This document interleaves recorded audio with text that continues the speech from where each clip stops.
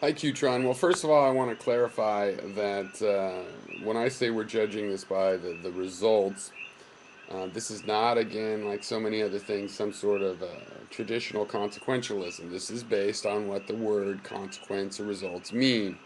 So, for example, individual liberty is one of the results that we judge a system by.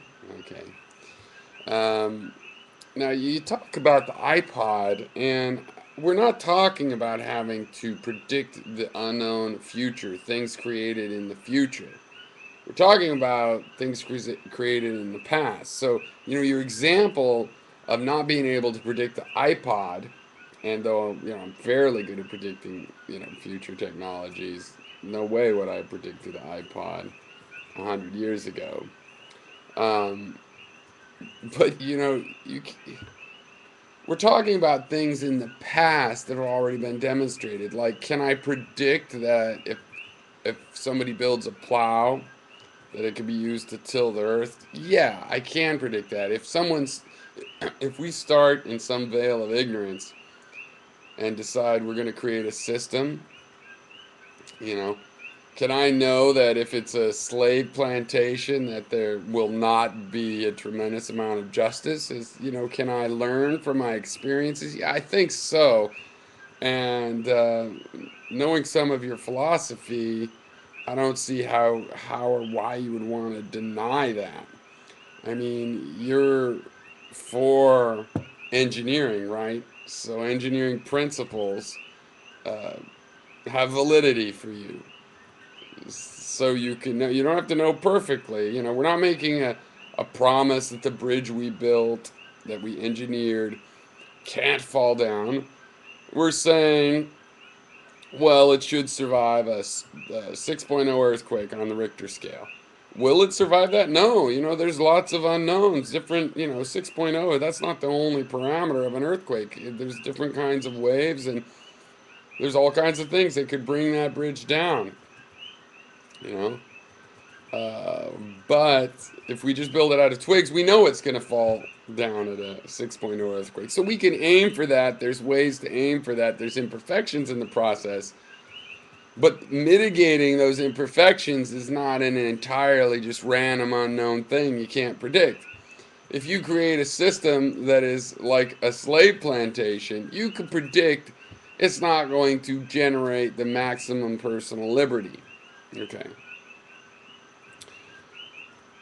You used the internet as an example, but then you admitted that the DoD was crucial in inventing it. It's funny you used flat screens because I remember the flat screen technology, how expensive it was, and then the DoD put tons of money into it. Why? Because they needed space saving screens for a million purposes. They're using flat screens all over now, and that technology peeled off, and that's why you saw the first somewhat affordable flat screens. And then, granted, private industry was able to do economies of scale and whatnot, and its own technological advancement. But there's no doubt that um, the initial work was done by a group that wanted the result of a screen that was flat and bright, and if they had just had to make profit, it wouldn't have been profitable because it took millions and millions of dollars till it got into the area where, hey, we could sell these things to the people that really want them and get a foothold, and then everybody will want them because we'll start making them affordable. Now, what you need to remember is I believe in freedom. I want to have freedom. I take attacks from the left for talking about support for free markets. People always, well, anarchy is the free. No, no, I'm sorry, that's not true. The best epitome of a free market is a commodity market, where the definitions of quality are uh, are specific. There's a place to buy and sell. There is an open access to that place. A free market is like the freedom to paint whatever you want in even given the fact that you only have oil paints and canvas. But there's a freedom within that space. Those basic rules of the road and the creation of that space allows there to be freedom within it. In an anarchy, there, a total like just jungle, state of nature anarchy, that's not a free market. You have a very limited market. It's whoever's right next to you. The free market requires increasing the connectivity using engineering to create that marketplace. Now, your idea that if government just stayed out of everything, we'd be living on the moon by now. Well, I just don't see that. I see that you have that faith, but where is the evidence? The evidence is that government often seeds these things because it's the only means we have to do a goal-oriented approach to things. Because, you know, a lot of people could see that there's money to be made, in a flat screen TV or a global network.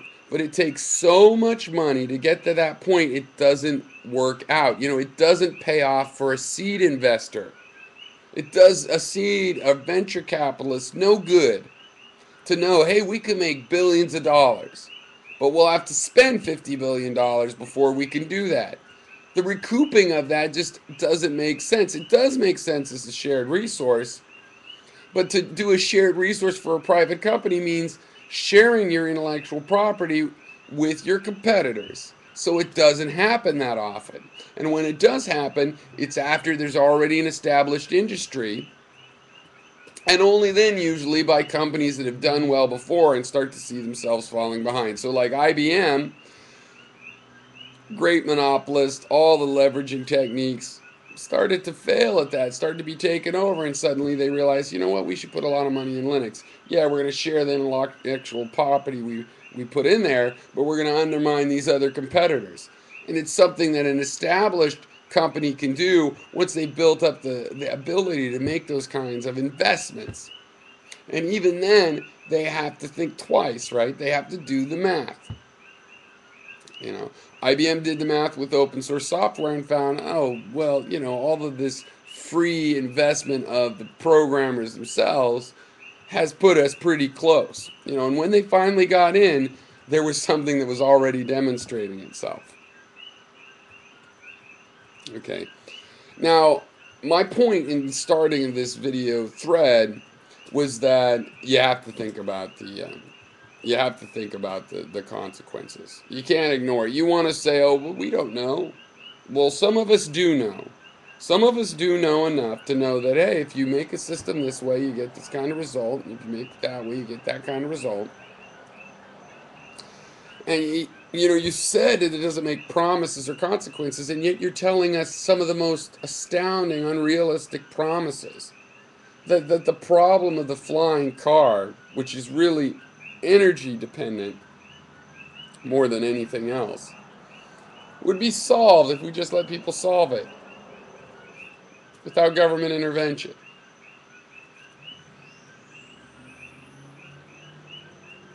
When in reality, you couldn't even have an interstate highway system if there wasn't government intervention. I'm not a big fan of eminent domain, but there's no doubt that it was required to make straight roads. Okay? So, if you're going to be stuck saying that hey, the world's going to be great, but I'm not promising that, well, that's the thing we see. It's like you're going to say all the rights are correct the way they are, and whatever the results are, we don't care. Well, that's not engineering. Engineering is specification oriented, where the specifications say how the result is supposed to behave. And anybody that can produce those results could claim to be an engineer, really. And that's the way it works, man. You can't just say we're going to build it right. We're going to build this car right. And if it doesn't run, well, who cares? At least it'll be built right. I'm not into that. That's not the engineering that Ayn Rand worshipped or that I believe in or anything. That's a pretty big spread, you know. I share some of her romanticism about engineering, and I just really expect that people sympathetic to her views ought to look into engineering.